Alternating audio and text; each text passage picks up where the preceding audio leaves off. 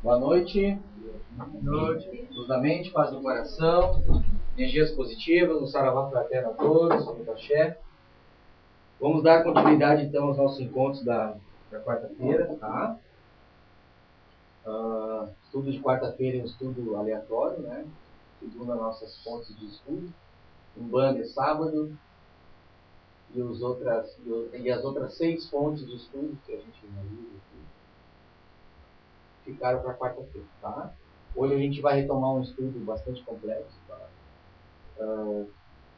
Só quero falar para vocês umas coisinhas assim, ó. Ninguém aqui quer se formar físico, químico, biólogo, tá? Aqui vocês estão estudando só a base da base. Porque isso, na verdade, para nós, como discussão de física quântica e espiritualidade, esse estudo básico que a gente está realizando, acho que hoje é a terceiro ou quarto encontro, não me lembro, tá gravado no nosso site, isso que dá abertura para a espiritualidade, uma discussão mais elevada, um nível mais elevado de espiritualidade.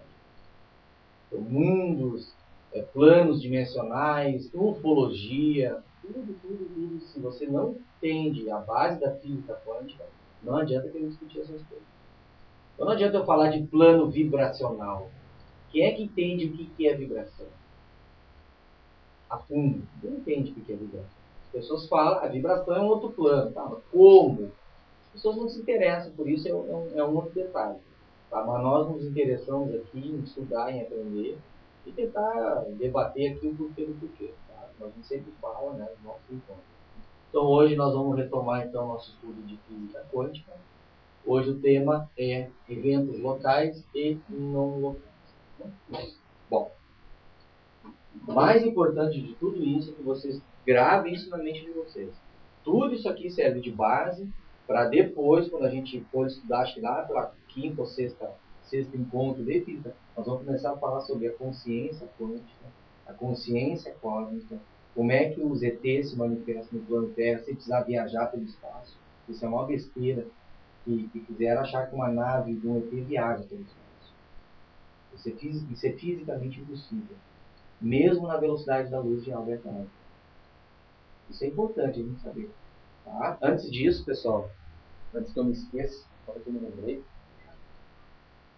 estou colocando na biblioteca essa semana esses 8 DVDs, tá?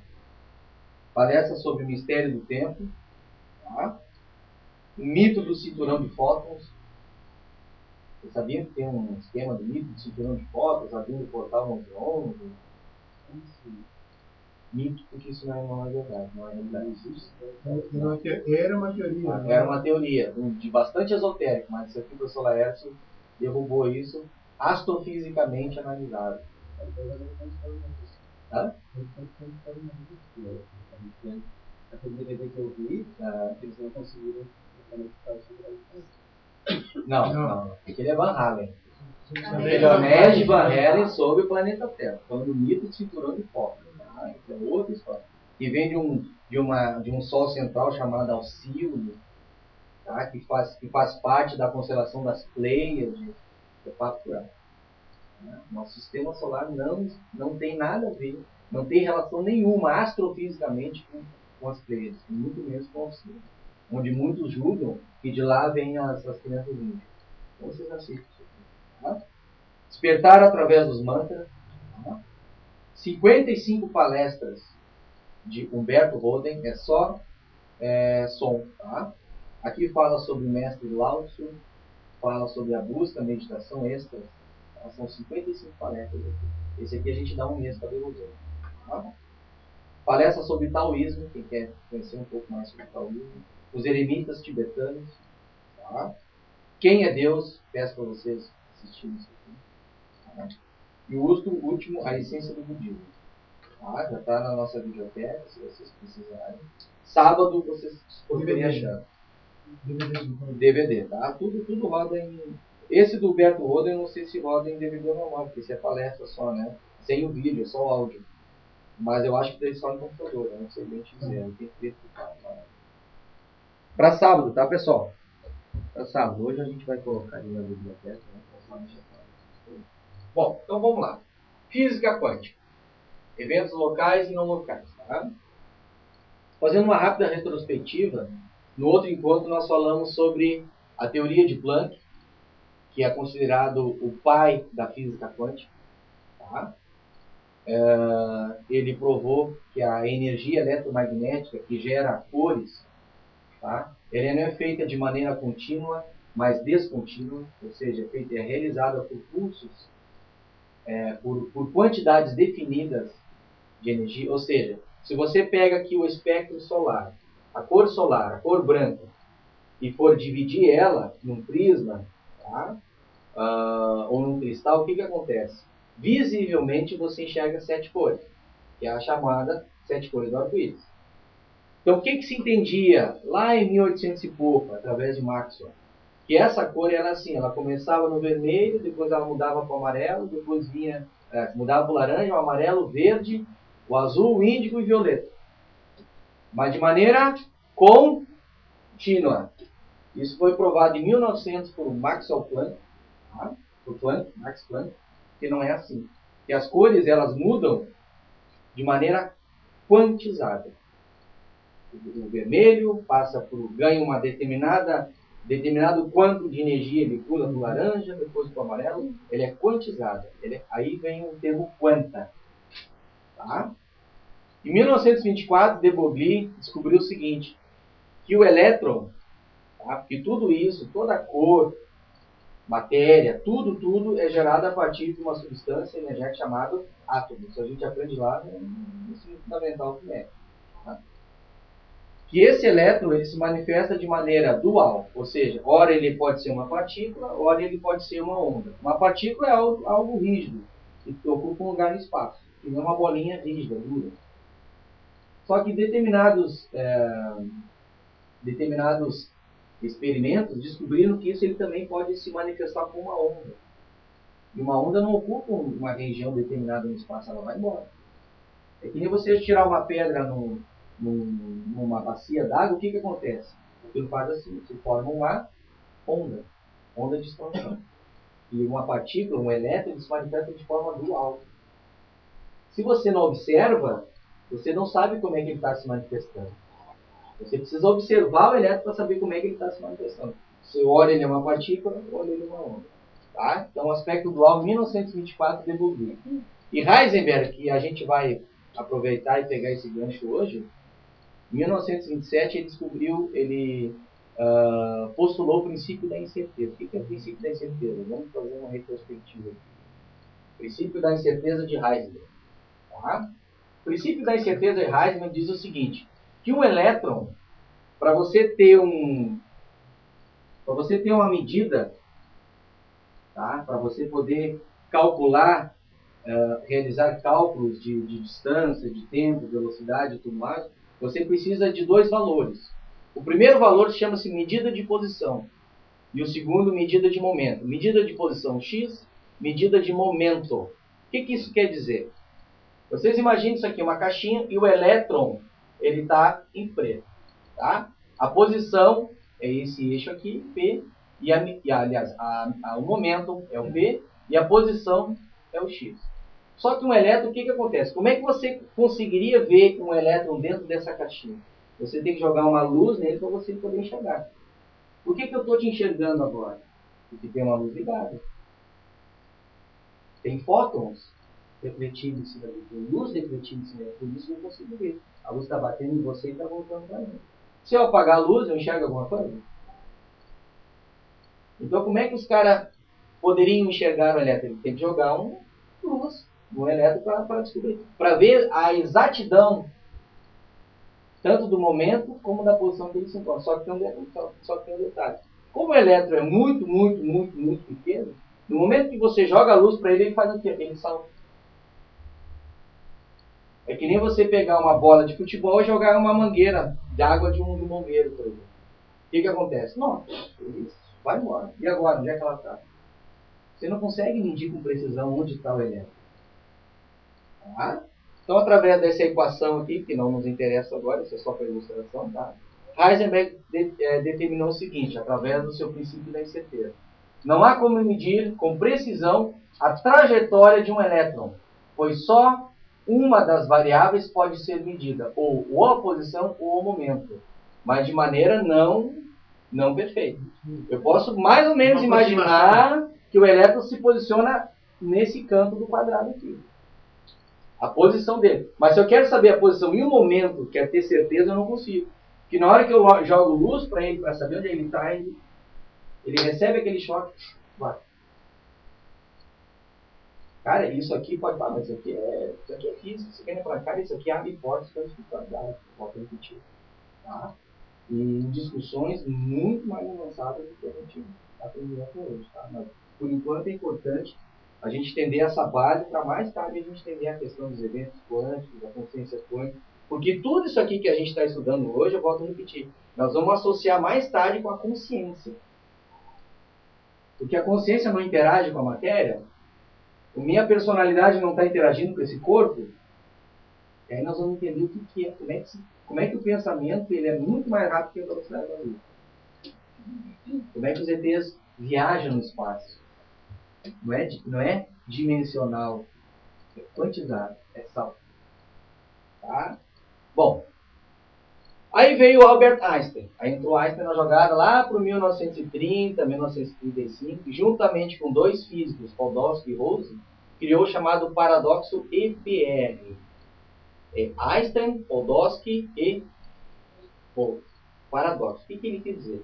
Einstein nunca gostou desse negócio de incerteza. Aí ele criou aquela velha frase que é muito discutida nas academias.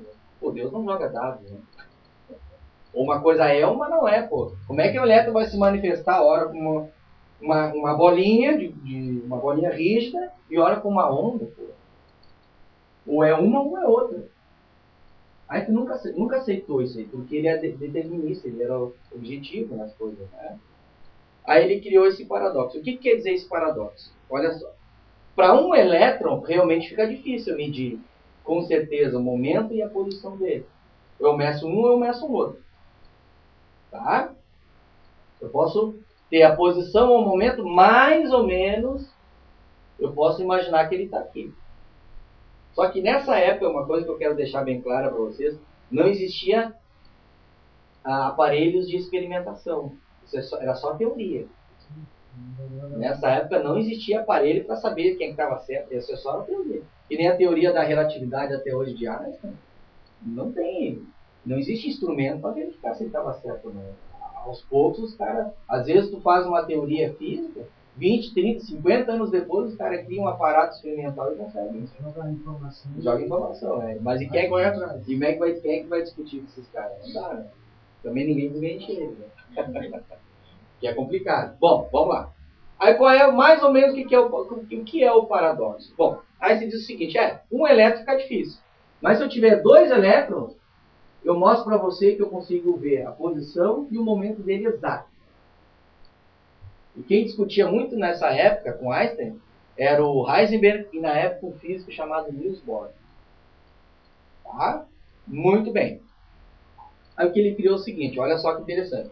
Ele pegou dois elétrons, esses dois círculos azul aqui são dois elétrons, ele juntou eles e realizou e transformou eles em elétrons correlacionados. Correlacionados o que é? Um identificou o outro, porque estavam juntos, estavam próximos. Tá? Que nem eu e Edgar, a gente tem uma correlação, porque a gente se conhece mais ou menos, a gente bate um papo, a gente é trabalhador, espiritualista, enfim, a gente é correlacionado. Tá? Ele pegou esses dois elétrons, isso teoricamente, Einstein falou. Aí o que ele fez? Ele pegou esses dois elétrons e separou. Isso aqui é um eixo Y, isso aqui é um eixo X. Tá? Muito bem. Aí ele fez o seguinte, ele pegou esses dois elétrons e separou.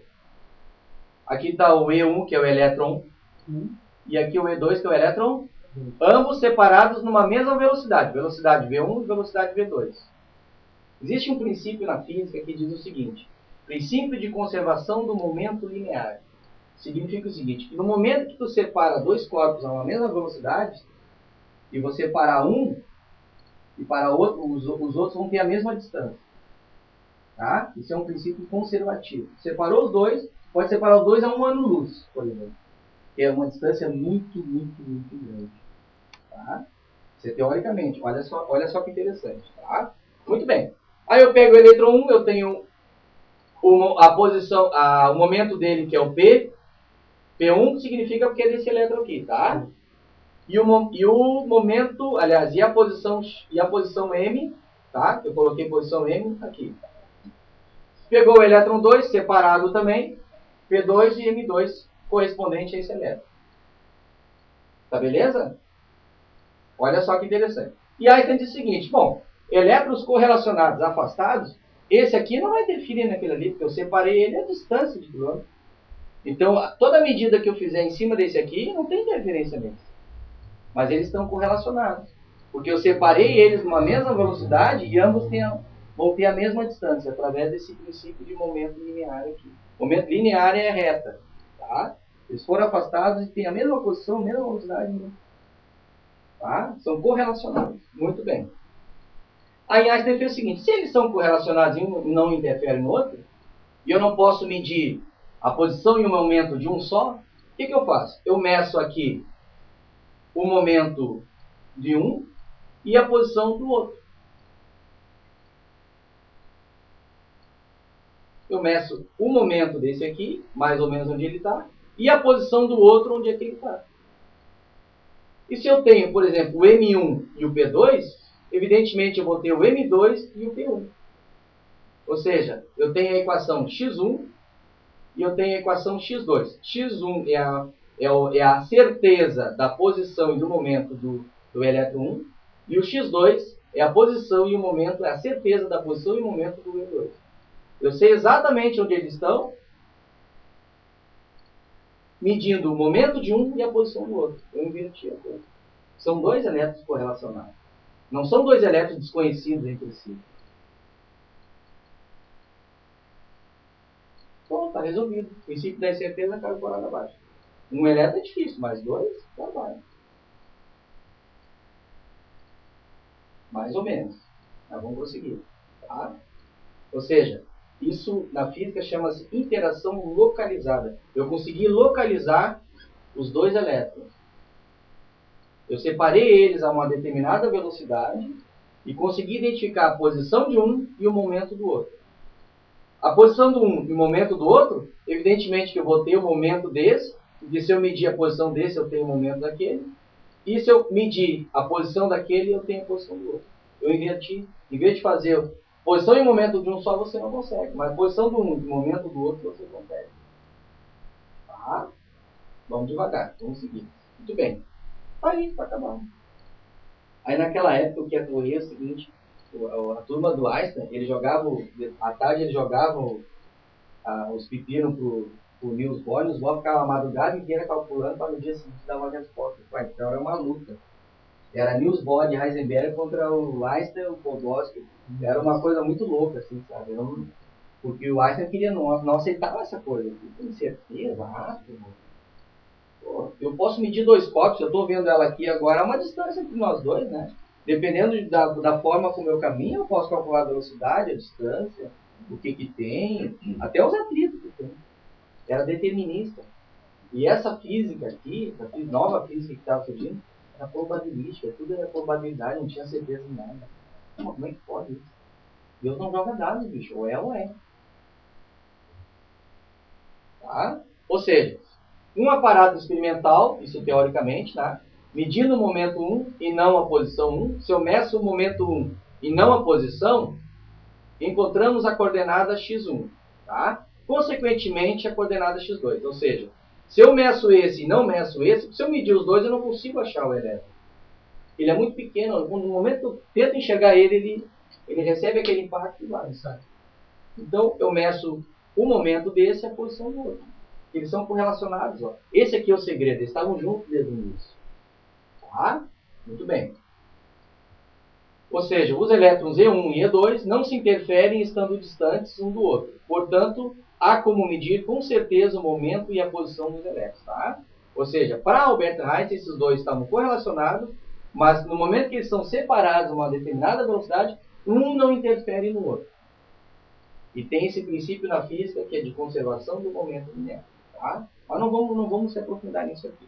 Aí vem o Niels Bohr e disse o seguinte, só que tem uma coisa aí, Einstein, vamos bater um papo nós dois aqui agora, só que tem detalhe. Os elétrons que são correlacionados e afastados uma determinada velocidade, eles se interagem instantaneamente, independente da distância que esteja. Ou seja, aqui você tem um elétron, aqui você tem outro elétron. Você correlaciona os dois, você junta os dois. Há uma interação entre os dois naquele momento. Se você separar, o que disse Einstein? Eu posso medir esse aqui, que eu não interfiro naquele. Eu posso medir esse, se eu não interfiro naquele, eu consigo ver a posição dos dois. Só que Niels Bohr que não. No momento que você pegar dois elétrons correlacionados, grave bem esse termo, correlacionado, tá? E separar eles a uma distância, um ano-luz, que é um absurdo, se você mexer nesse aqui, esse aqui mexe instantaneamente. Você sabe o que é instantaneamente? É variação do tempo igual a... Delta significa variação, acho que eu já falei isso aqui alguma vez, né?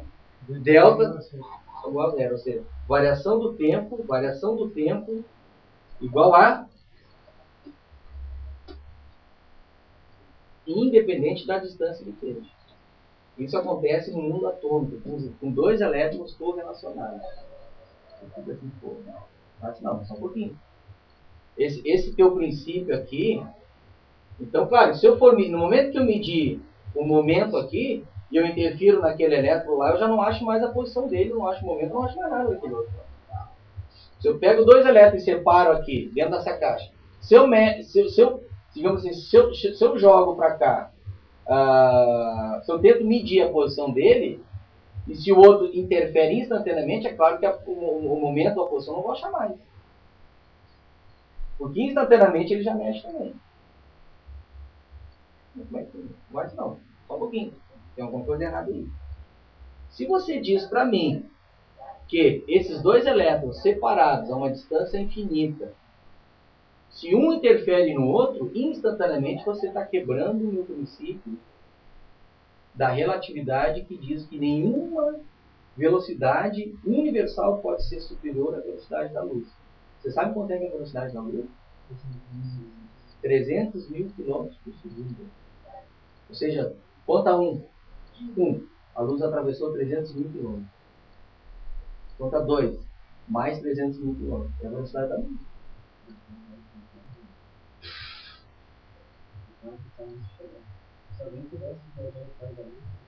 Aí você diz que não. Teoria da relatividade. Aí o Niels Bohr, não. Isso funciona assim. Não tem como medir. Mas isso tudo era teoria, cara. Não tinha um aparato experimental para medir isso. Mais tarde é que vem um cara, e aí eu vou explicar para vocês quem é que ganhou essa briga aí. Ou foi o Niels Bohr ou foi o Einstein. Tá? Volto a repetir, isso aqui tem tudo a ver com o que a gente estuda. Isso aqui é básico, uma espiritualização, um estudo de espiritualidade mais avançado. Tá? Muito bem. Então, ΔT igual a zero. Sinal percorre o espaço com uma velocidade enfim. Absurdo isso aqui. Tá? ΔT igual a zero é diferente da velocidade da luz, que é de 300 mil km por. O princípio da relatividade de Einstein diz o seguinte, que nenhum sinal ou objeto pode viajar a uma velocidade superior à da luz. Tá? As partículas estando conectadas, elas interagem entre si, como se estivessem unidas num único ponto. O que Niels Bohr quer dizer o seguinte, que no momento que duas partículas, dois elétrons estão correlacionados, e eles se afastam a uma velocidade infinita, uma distância da luz, sei lá, 500 mil metros, ele diz que até hoje eles estão correlacionados, elas não estão separadas. É como se elas estivessem juntas até hoje. Ao menos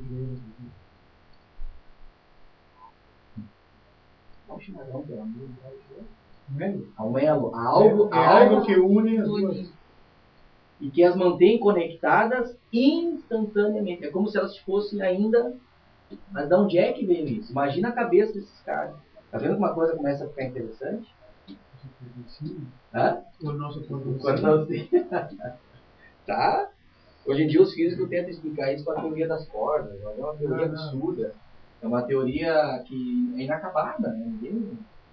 Na verdade, quem, digamos assim, quem introduziu essa resposta foi o próprio Einstein, quando ele tentou realizar a teoria do campo unificado. Só que na época os físicos não deram muita bola para isso, ele acabou se perdendo nessa teoria e não conseguiu ir além. Tá? Mas hoje, com a espiritualidade crescendo juntamente com a ciência, hoje certos espiritualistas estão buscando conhecer novas coisas através da ciência, dá para resgatar esse conhecimento, esse conceito de Einstein, que foi a teoria do campo unificado, tá? E só que tem que fazer algumas modificações nela, mais tarde nós vamos estudar. Não quer uma cadeira melhor para ti? Quer uma cadeira dele? Não quer um pouquinho? Não? Então tá. Muito bem. Aí vamos estudar uma outra coisa aqui interessante. O que Niels Bohr quis dizer? A explicação, uma das explicações de Niels Bohr. Ele diz o seguinte, que cada elétron, cada bolinha dessa aqui, tem o chamado spin. Existe uma coisa chamada spin no elétron. O que é o spin? Um elétron, a gente sabe que ele é de carga negativa. Ou seja, ele gera uma energia eletromagnética. Então, aqui é o elétron. Você tem aqui uma energia eletromagnética sendo movimentada. Você tem aqui o norte e o sul, é como o planeta Terra. Eu não vi que é muito similar ao planeta Terra. No planeta Terra não tem o norte e o sul. A bússola aqui que é? A bússola sempre aponta para o norte, né? A energia eletromagnética da Terra, mais forte é o norte, mas a Terra em relação ao Sol, o referencial da Terra em relação ao Sol. Tá? Então, se você pega esses dois elétrons aqui correlacionados, e esse spin, o que quer dizer? Que esse elétron, ele tem um determinado giro. Tá? Ele gira, porque se ele é eletromagneticamente, se ele é uma carga elétrica, ele tem um movimento de rotação. Movimento de rotação significa o spin. Então eu botei essa flecha apontada para cima. Significa que ele aponta para o norte. Ele gira. É uma engrenagem. E o outro está invertida a sua polaridade, o norte está para baixo. Ou seja, ele gira em sentido contrário. Como é que a gente pode explicar melhor? Vocês imaginam assim, duas engrenagens. Tá?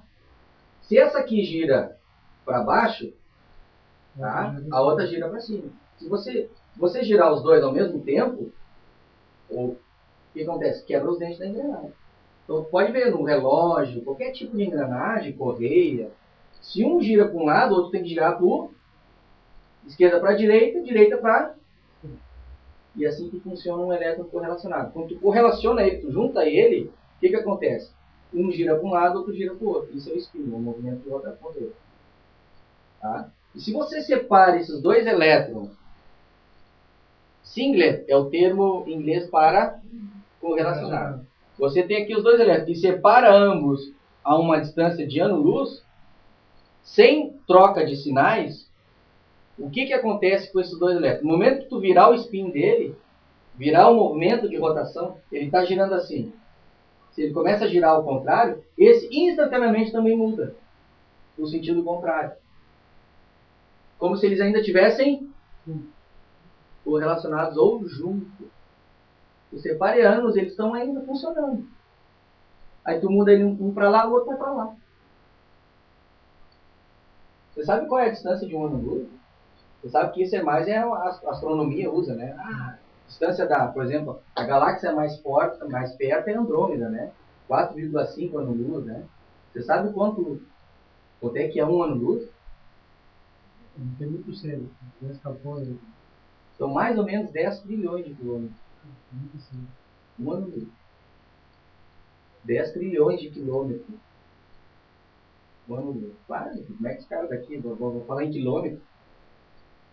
Tá louco? Multiplica isso. É muitos, né? Então bota um ano-luz logo, né? Fica mais fácil. Né? Um ano-luz é 10 mil trilhões de quilômetros, imagina. Tá? Então isso muda instantaneamente. Ok, ou seja, segundo Niels Bohr, há uma inseparabilidade de pares correlacionados. Esses pares que foram correlacionados, tá? que funcionaram na engrenagem, que foram unidos em um determinado momento, eles são inseparáveis eternamente. Tu pode afastar os dois à distância que tu quiser. Tu mexeu num, o outro responde a que velocidade? 0. Enfim. Aí tem aquela história assim, que mais tarde a gente pode fazer a conta. Mas se eu enviar uma carga de energia para a pessoa que está lá, eu conheço a pessoa, ou seja, eu tenho um bom relacionamento com a pessoa. Essa energia que eu estou mandando para ela, a que velocidade chega? Por quê?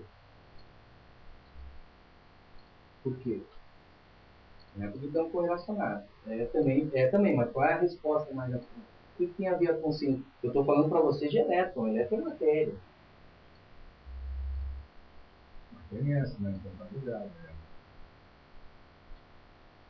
Claro.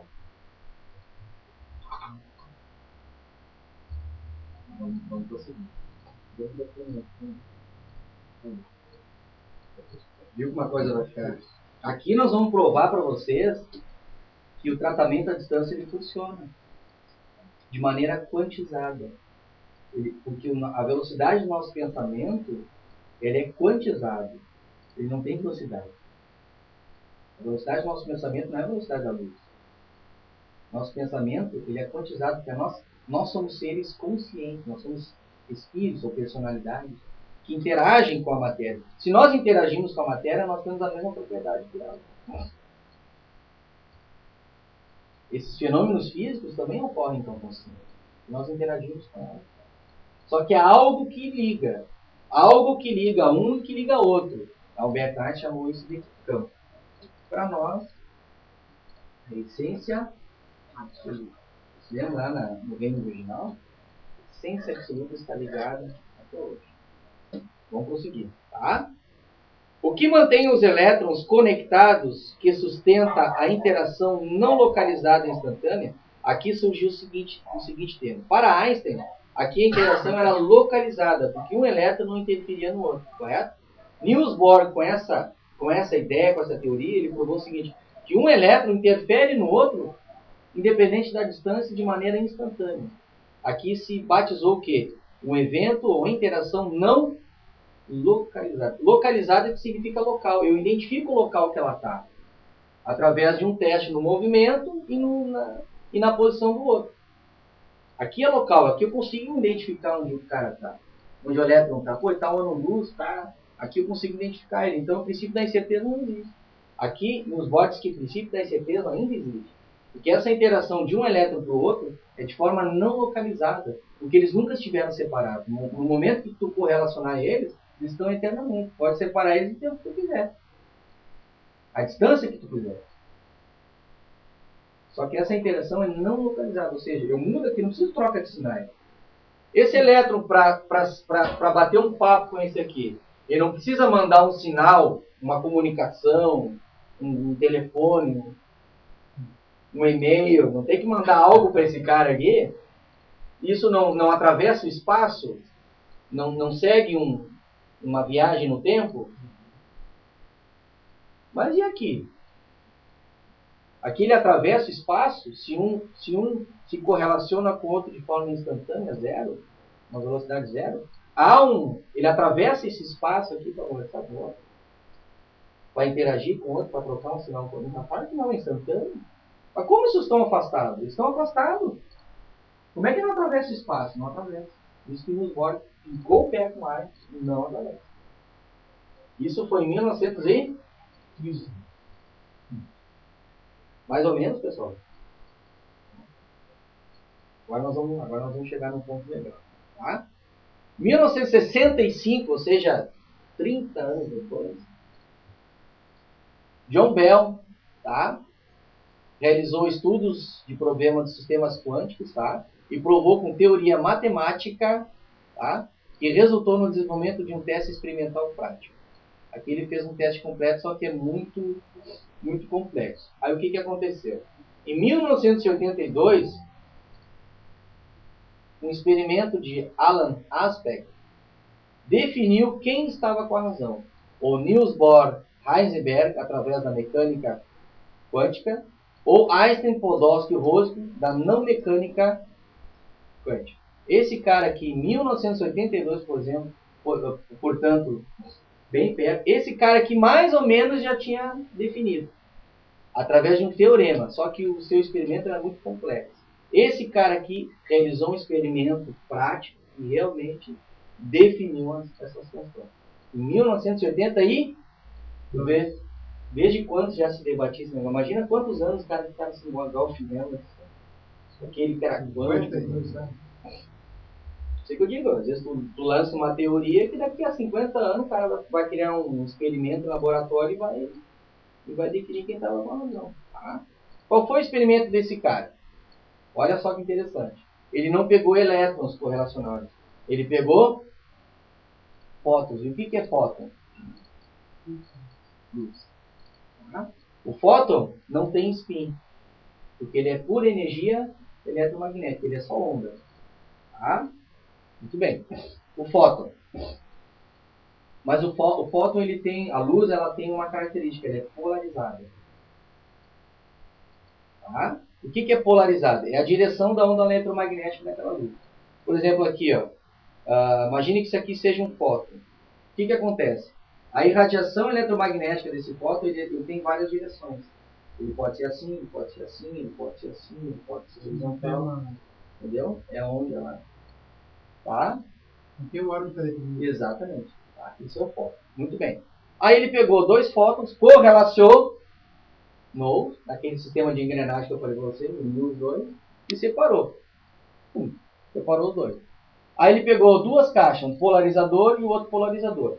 O que é o polarizador? Ele identifica uma determinada órbita ou onda eletromagnética que está sobre o fóton. Tá?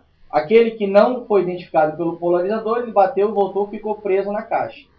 E aquele que foi identificado, ele saiu. Tá? Ó, ele saiu daqui, passou para cá, pum, isso aqui é um feixe de fóton, tá? Pum, jogou para cá, veio para cá. E o mesmo que esse aqui. Pá, pá, pá, pum. Ou seja, se esse fóton foi identificado pelo polarizador que passou, e esse também, é porque ambos ainda estão conectados. Ou correr lá. Ele não podia pegar qualquer fóton e fazer aquilo. Não é impossível. Porque o fóton ela tem essa característica de polarização. Tá? Então o que o cara fez? O que o Alan Aspect fez? Ele pegou esse fóton, que foi identificado pelo polarizador, e mudou a polarização dele depois que saiu do polarizador. Ele mudou. Se ele girava assim, por exemplo, a energia eletromagnética, ele fez na horizontal. Ele mudou aqui a polarização. Aí o que acontece com esse desgraçado aqui? Esse infeliz? Ele mudou também a sua polarização de forma instantânea. Ou seja, esse foi o primeiro experimento no laboratório que comprovou o quê?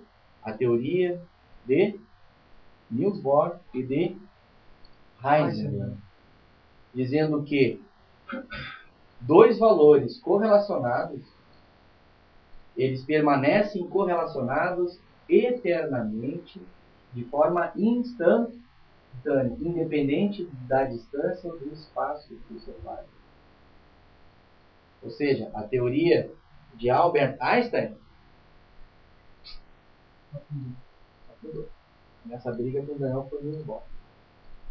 Tá? Portanto, a mecânica quântica provou a interconectividade das coisas. Ou seja, tudo até hoje é interconectado. Aí a gente pega um exemplo assim, ó. Por exemplo, o Big Bang. Quem acredita na teoria do Big Bang, como nós aqui, por exemplo, a gente acredita que antes do Big Bang existia um reino chamado reino virginal, da essência absoluta. Essa essência absoluta, essa substância essencial, num determinado momento, ela foi compactada, contraída, tá? Até um determinado momento da eternidade. Depois ela explodiu. Aproximadamente 15 bilhões de anos depois, ou 13,8, como a ciência diz, através dessa expansão do Big Bang, formou-se o quê? O reino natural. Basicamente são galáxias. Ok? Aí eu pergunto para vocês uma coisa. Neste momento aqui do Big Bang, que tem essas características de concentração, expansão, depois a formação das galáxias, né? Depois tu tem que ter a sustentação das galáxias, né?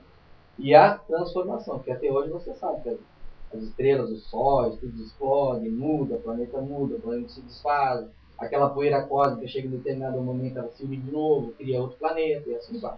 Tudo que tem no nosso universo, que é a nossa astrofísica, que é a nossa astronomia e tudo bem. Tá?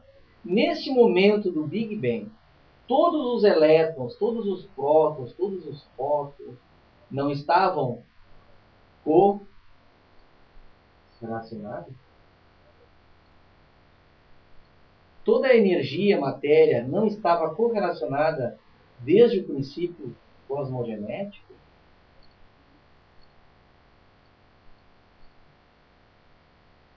Se nós mudarmos o spin de um elétron hoje, não mudaremos todos os elétrons do universo?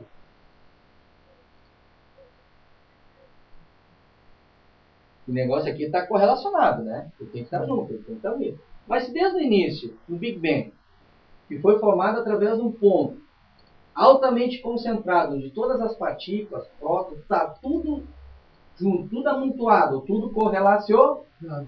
E no momento, depois disso houve a explosão, que foi a expansão, esses elétrons, até hoje, você sabe o que são elétrons, tudo forma matéria. Ou seja, toda a matéria que está no universo natural, no nosso reino, não está correlacionada até hoje.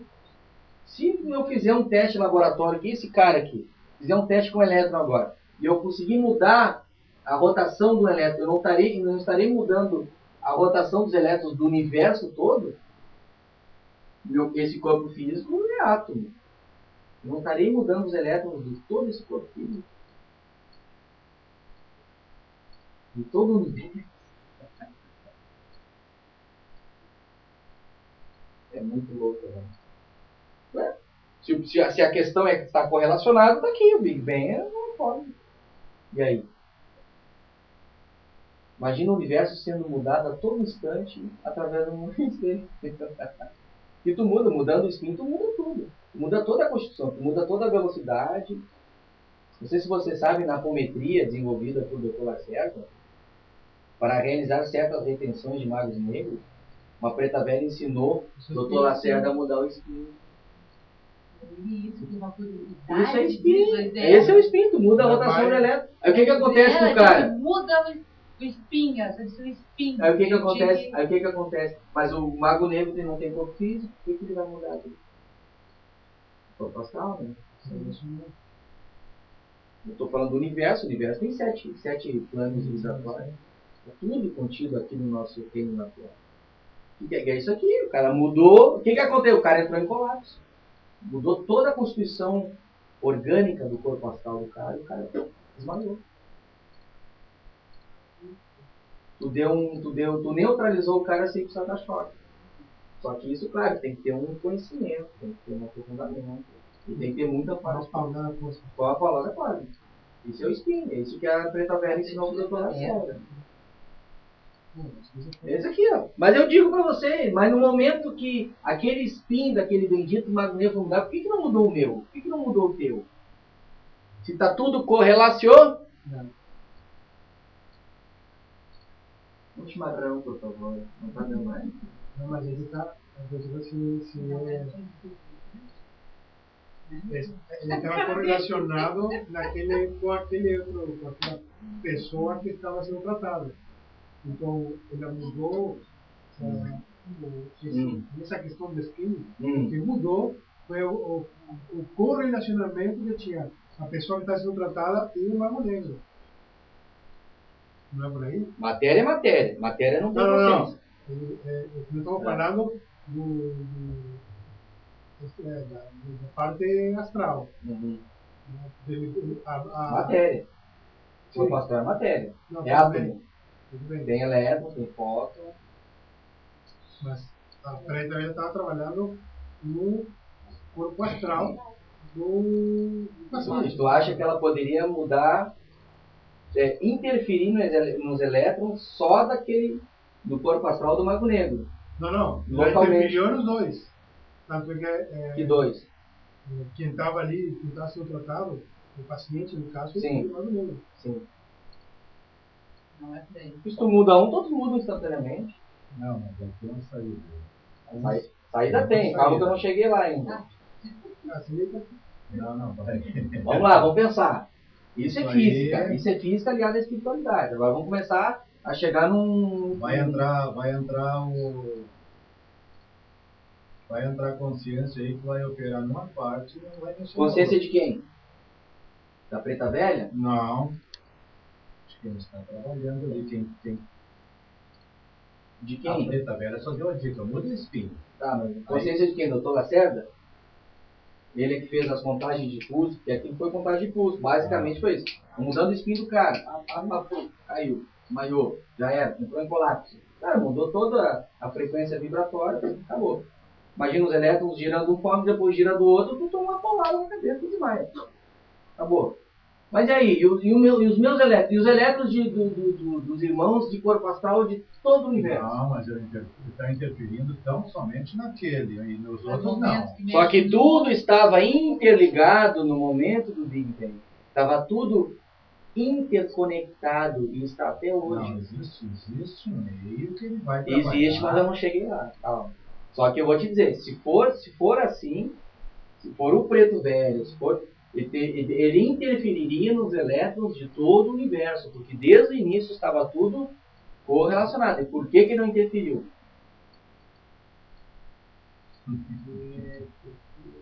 Porque...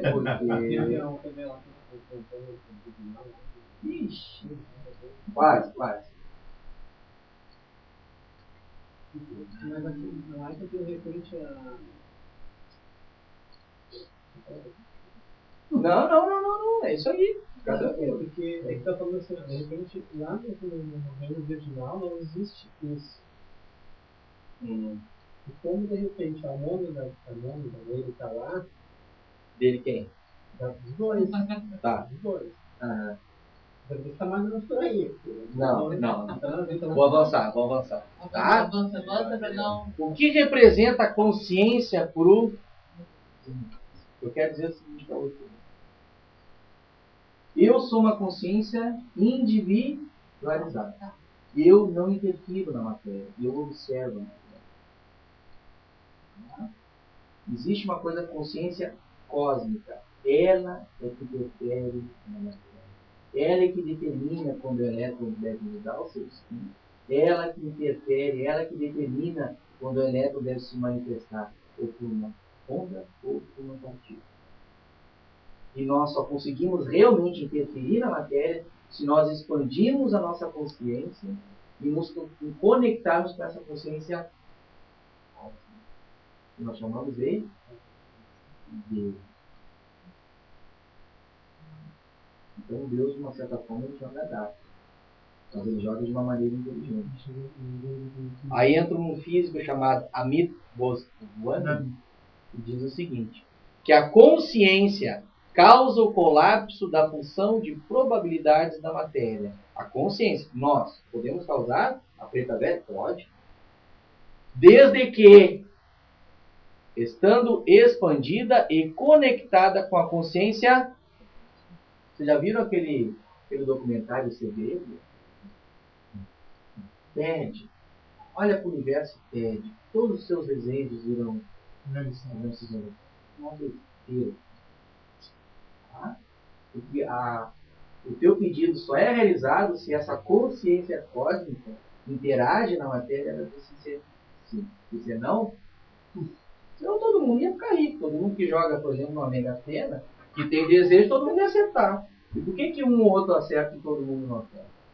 Porque tem uma consciência cósmica interagindo na matéria. E que consciência cósmica é essa? A essência original. Deus. Esse cara... Porque o que é o reino original? O que é a matéria? Não é a substância do próprio Deus? Não é a essência original? Só que nós temos que entender que isso existe uma inteligência. Isso não se fez por acaso. Essa é a briga com o cientismo. O cara acha que isso aqui foi por acaso. Não tem consciência nenhuma, não tem nada a ver, isso aqui é... Eu sou newtoniano, né? Meu negócio é separar a consciência da matéria. Não, isso não. Aqui, Niels Bohr e Amit Goswami, junto com outros físicos, disseram o seguinte, que a nossa consciência ela interage com a matéria. E ela só decide mudar a matéria, como foi nesse caso aí, um exemplo dessa preta velha, muda o espinho. Quando a consciência disser sim, porque senão, meu amigo, tu conta 1000 anos aqui, a chamada apometria, tu conta, não funciona nada, não acontece nada. Portanto, toda cura que se processa aqui dentro na seara, aqui nesse tornado energético, de neutralização, ou lá na maca, se a consciência não aprovar, nem Jesus baixando, se materializando aqui, eu vou te curar e consegue. Tem que estar conectado com a consciência cósmica para poder ter uma resposta. Aí você mexe com elétron, com foto, você mexe com a matéria da pessoa. Você cura. Como é que Jesus curava a matéria da pessoa? Porque ele entrava no mundo atômico. Não estava nem na célula, ele sabia do mundo atômico, ele interferia, ele conseguia interagir com o mundo atômico e eliminar aquelas células cancerosas, mudando a frequência dos átomos. A célula é criada a partir de átomos. Né? Você sabe, já foi bem explicado isso. Porque Jesus tinha uma consciência expandida. Com a consciência... não vamos pensar que Jesus é Deus aqui, né? Aí o meu cai do cavalo. Aí já era. Pelo amor de Deus. Pelo amor de Deus. Então, só grandes mestres, grandes avatares que conseguem feitos maravilhosos. Porque eles têm a consciência expandida, e consciência expandida significa o quê? Conexão ou correlacionamento com a consciência. Portanto, a matéria ela só existe através da consciência cósmica, que interage com ela até hoje, desde o Big Bang como antes do Big Bang. Então, aquela questão dos milagres, então, ela tem sim a ver com a questão de quem realiza estar com essa mente expandida. Exatamente. O Davi pode chegar e te curar de câncer? Posso. Mas se eu tiver a minha consciência expandida. E para ter consciência expandida, o que eu preciso fazer? Basta querer? E fazer o quê? De forma íntima. Se transformar. Muita meditação. Trabalhar bastante a meditação é uma forma. Você realmente conseguir de maneira mais rápida expandir a sua consciência. Porque a nossa consciência, a nossa personalidade hoje, ela está presa no corpo físico. Ela se liberta, graças a Deus, toda noite quando a gente consegue sair dessa prisão. Aí a gente fica em corpo astral e vai para onde a gente merecer ir. Então tem que me reformar aqui agora, para que quando eu desencarne momentaneamente na hora do sono, eu posso ir para um lugar legal para aprender. O negócio é expandir. Tem que aprender. Então, amor e caridade, conhecimento e sabedoria. Tá?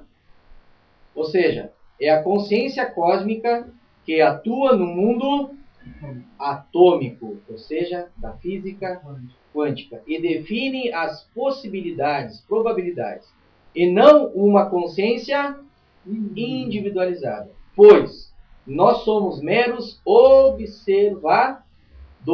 Enquanto nós não evoluirmos a consciência cósmica, para a consciência cósmica. Enquanto a gente não evoluir para a consciência, o retorno ao reino original, enquanto a gente não fizer isso, meu galo, simplesmente vai saber como é que se processa, vai ter essas discussões e tal, mas tu não vai interagir com ela, tu pode observar ela. Mas para tu interagir, se eu estou falando de elétrons, eu estou falando de elétron de plano. O reino natural tem quantos planos vibracionais? Você sabe que eu já não gosto de falar em dimensão, né? Dimensão para mim todo mundo tem. Todos os planos têm dimensão. A terceira e a quarta dimensão, que eu falei para você. Tá? Quantos planos vibracionais têm o nosso reino natural. Esses elétrons que eu estou falando, que é do plano número 7, o físico, estou falando de todos aqui, né? Até o reino búdico tem matéria, que está tudo dentro do reino natural, só que é uma matéria sublime, uma coisa fantástica, inominável. Corpos, como dizem os esotéricos, que os corpos, o corpo astral e o corpo mental inferior do Buda, Siddhartha Gautama, está guardado até hoje. O cara conseguiu sublimar o corpo astral e o corpo mental inferior. Siddhartha Gautama, o primeiro Buda, ele sublimou, ele transformou esse corpo em algo fantástico, lindo. O corpo astral e o corpo mental inferior. Tu imagina os corpos superiores dele. O corpo causal, o corpo búdico e o corpo ático. Onde está a sua individualidade, onde está o salmônio do seu espírito atuante. Está guardado até hoje. A teosofia fala disso. Mas imagina como é que o corpo astral do corpo dos desejos, o cara conseguiu sublimar isso. Imagina a frequência dos elétrons do átomo desse corpo, como é que... avatar. Um verdadeiro avatar, um verdadeiro mestre. Só falando. Mas eu sou mas eu tenho um certo merecimento que eu posso me conectar com o conceito expandido e fazer ali para me não com a consciência cósmica, mas com a consciência expandida. Não, e aí também essa consciência expandida faz um medicamento. Isso é o que mais acontece. Graças a Deus, né? Senão nós estamos lascados. Nós temos essa fonte. E isso é uma necessidade deles. Não é só nós.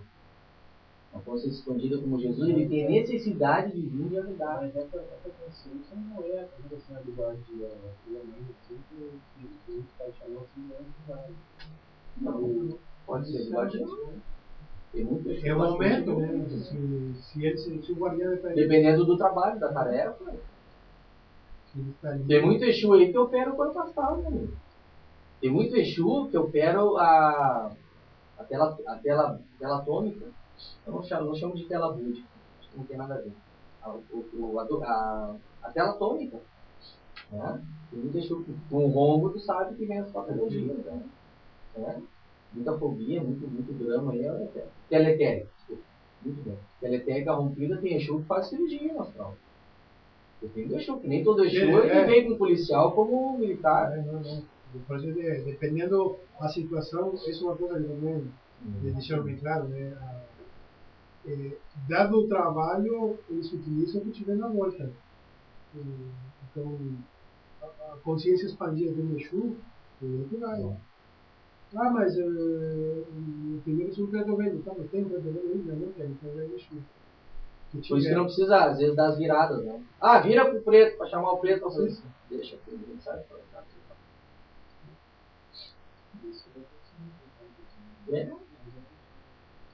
Não precisa.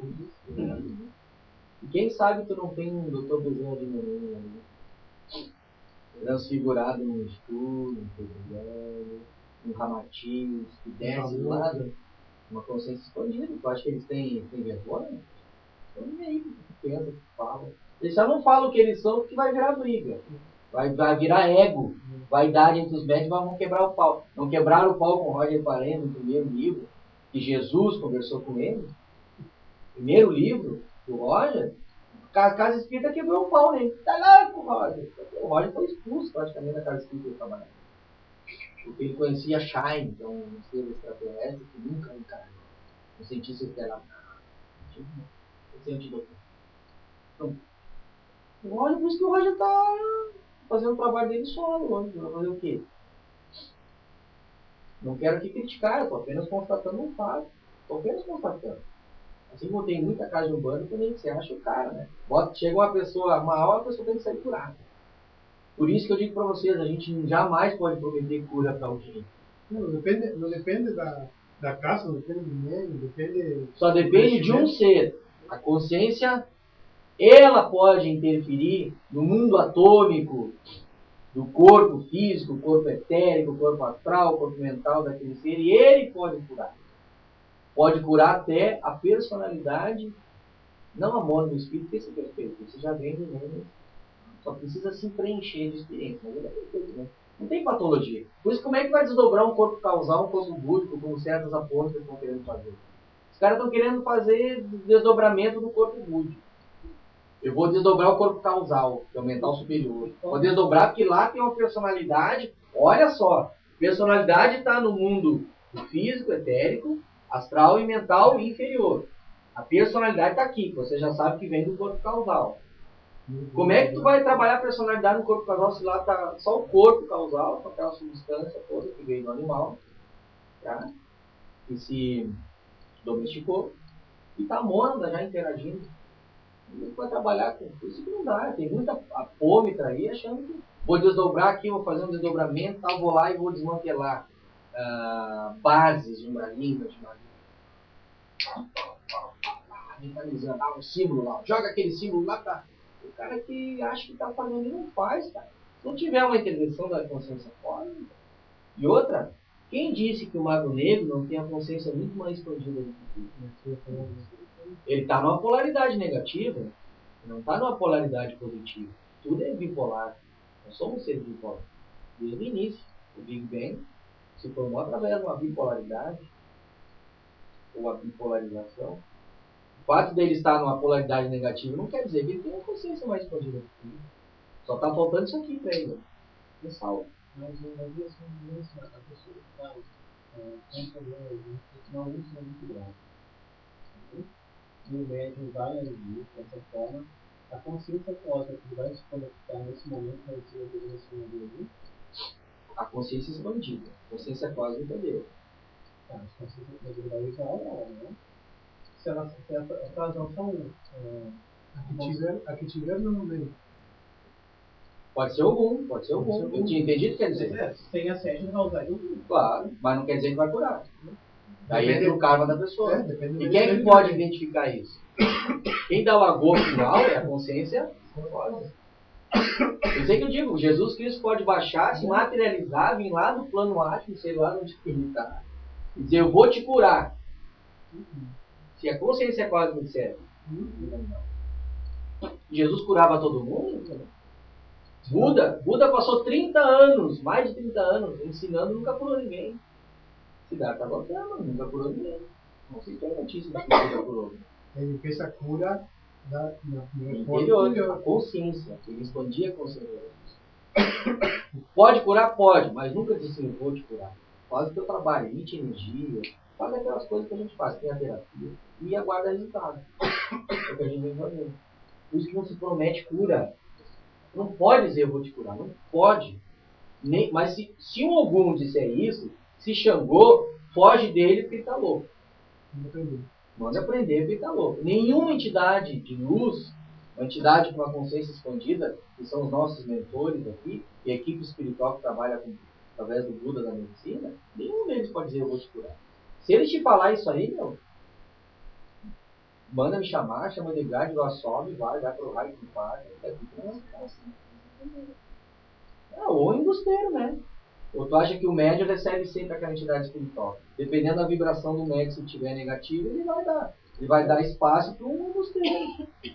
E assim tu jura que é o mentor dele que está ali trabalhando. Ó, tá vendo como isso aqui é importante a gente discutir, que a gente foi a fundo na coisa? Como a gente interfere na matéria? Nós podemos interferir na matéria se a consciência cósmica determinar. Mas nós estamos aqui para fazer a nossa parte. Nós estamos aqui para fazer a nossa parte. Nós temos que fazer a nossa parte. Agora, eles é que decidem. Por isso que eu digo, não adianta sair daqui, eu vou fazer uma bandeja para fulano. Com todo respeito às casas que realizam isso. Vocês já viram alguma vez eu fazer uma bandeja? Misericórdia. Fazer uma bandeja para algum lá, para brincadeira. Eu nunca fiz isso. Porque 90% do trabalho é no astral que se processa. Se é no astral que se processa, são com as consciências expandidas. São os mentores da casa, não é eu que vou decidir o que eu vou fazer com a pessoa. Eu vou fazer uma bandeja, vou largar na encruzilhada, eu vou largar então no mato, fazer uma bandeja, bandeja com saúde, com fruta, o que eu quero, eu vou dar a pessoa comer aquela fruta. E deixa pro astral, cara. E se eles quiserem, eles têm tecnologia, principalmente os ET, eles vêm aqui, tirou o tumor. Tira o tumor no teu corpo astral, no teu duplo etéreo. Aquele tumor está no físico, tá.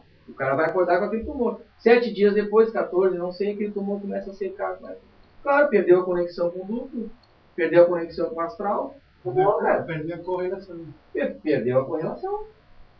Eles interferiram na matéria porque tiveram o agô da consciência. Agora o Davi foi lá e fez 15 bandeiras lá. 15 da Podecina. Por quê? Vocês estão entendendo? Eu vou matar cabrito, vou matar galinha, vou interferir no ciclo evolutivo do animal ainda. Não se faz isso. Isso são atos exteriores. Isso está na hora de acordar. Com todo respeito às religiões afro-brasileiras, está na hora de acordar. Que isso, cara? Está tudo no astral, cara. Aqui, o que eles dizem aqui? Meu filho, 10% é realizado aqui. 90% do trabalho vai continuar no astral. Vocês nunca ouviram isso aqui dentro?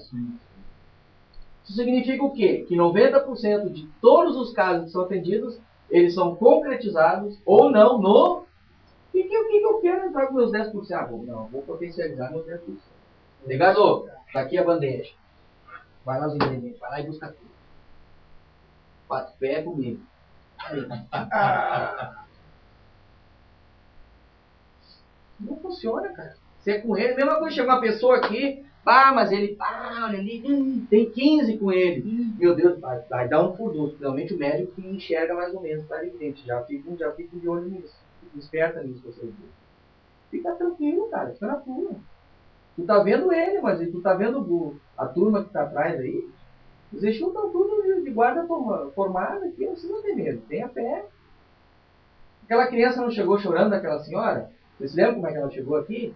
Uma criancinha, uma loirinha? Aquela senhorinha baixinha, de óculos?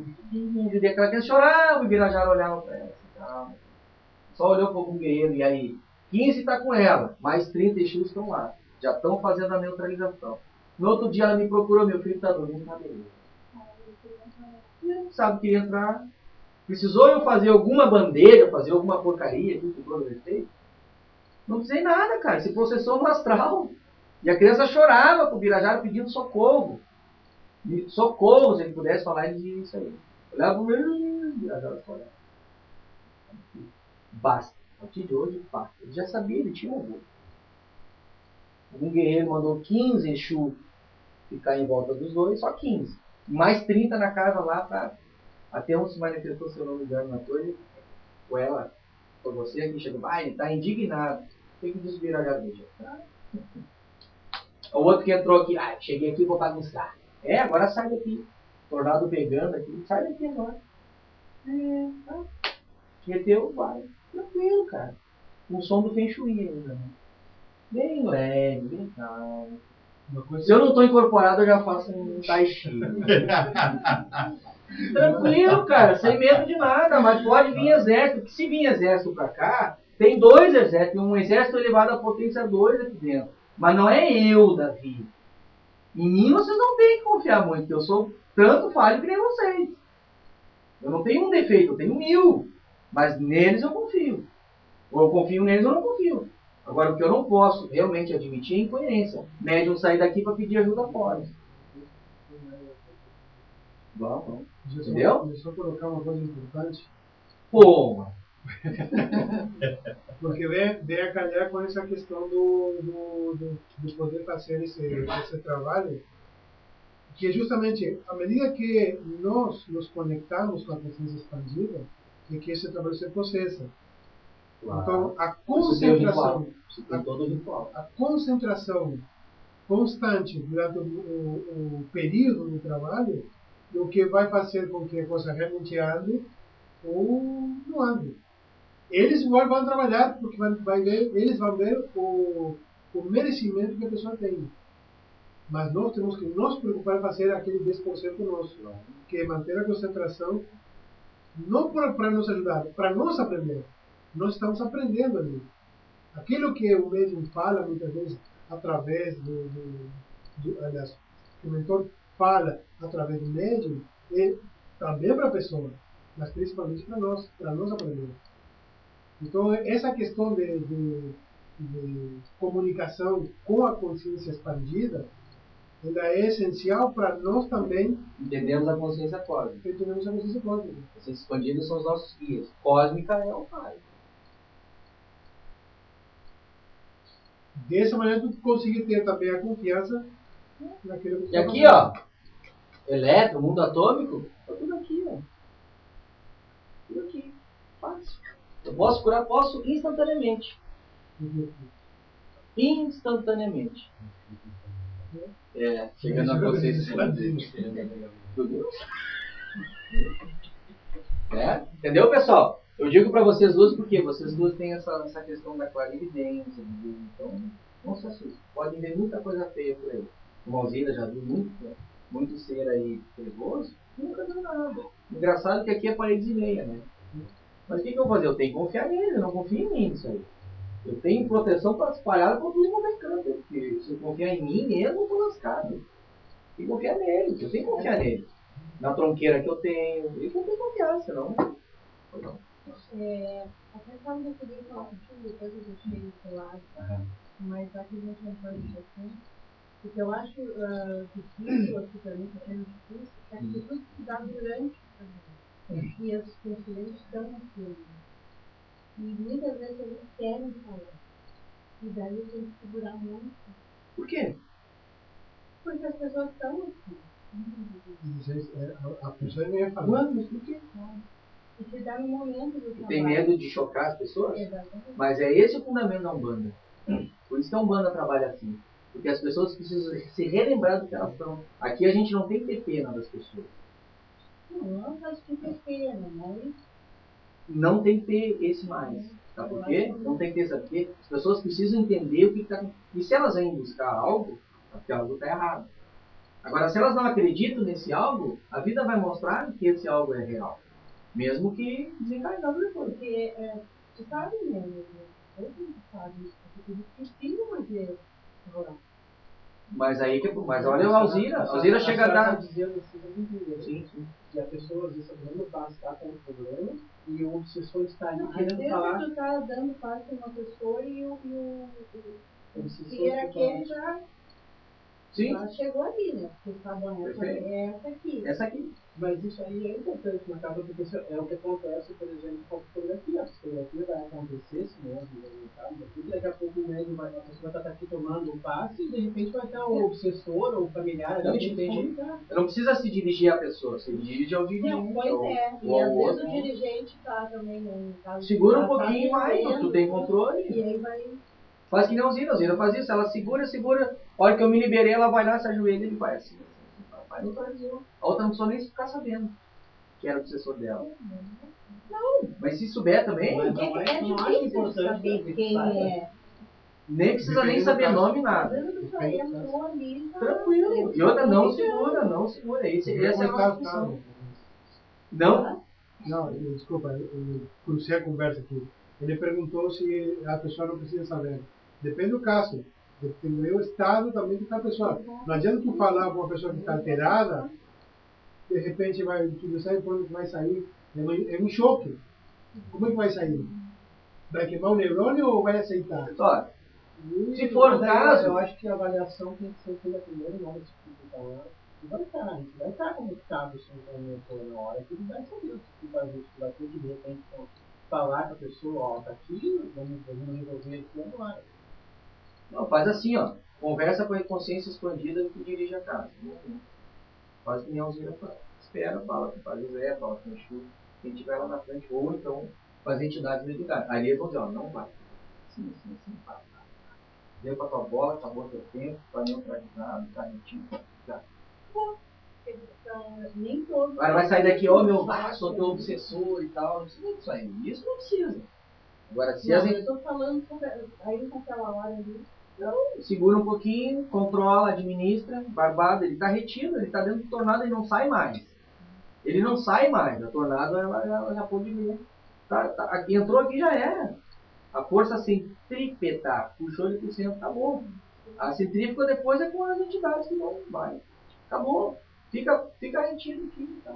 Vai sentir aquelas sensações, controla isso. Calma, controla. O Feixuí está tocando. Aqui ninguém vai se estressar, não tem mais tambor, não tem mais nada. Depois vai lá, pô, assim. Foi que naquele caso da menininha, né? Do menino. Aquele dia você veio e tal. Tá, não, tô falando. No caso, assim, acontece. que nunca aconteceu, mas acontece. E se de repente a pessoa entra e se for uma mulher, sabe? E daí entrou, vamos dizer, uma pombagira. E ela quer se manifestar com a pessoa de A pombagira da dá. pessoa.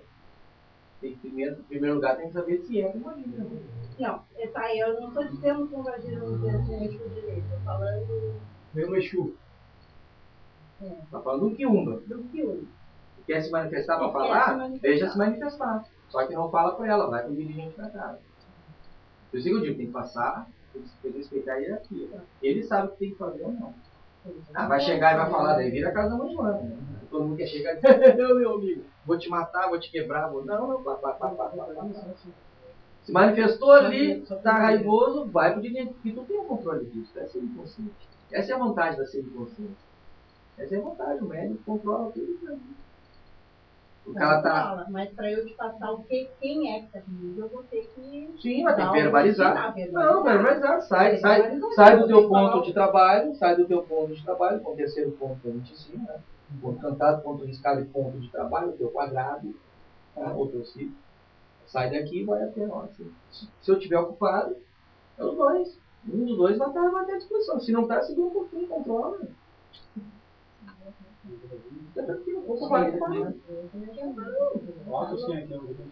Com o tempo vai aprender. Se nós estivermos dando um passo e ela vê isso, tá? Ela pode, no momento que a pessoa não está tomando passo, conversar com a família da casa, de repente subir aquela chave também, chama aquela pessoa e fala o que está acontecendo no momento. De repente não vai deixar para avisar quando a pessoa sair, de repente é importante que se fale na hora. É o consultor ajuda. Aí depende do guia, da consciência expandida. Eu não sou saber como fazer, não conheço aquela pessoa. Agora, o guia que está ali, que tem uma consciência expandida, que está conectado mais do que eu com a consciência cósmica, ele vai saber interagir. As pessoas, elas vêm aqui, essas entidades ficam. Né? Agora, tudo vai ver, elas vão sair daqui bem, elas saem daqui bem. Agora, se elas vão sair depois que elas saem ali do portão. Pessoal, boa noite então, tá? Fica até o luz da mente, paz no coração, até o próximo encontro, tá? Muito obrigado. Tá, pode continuar.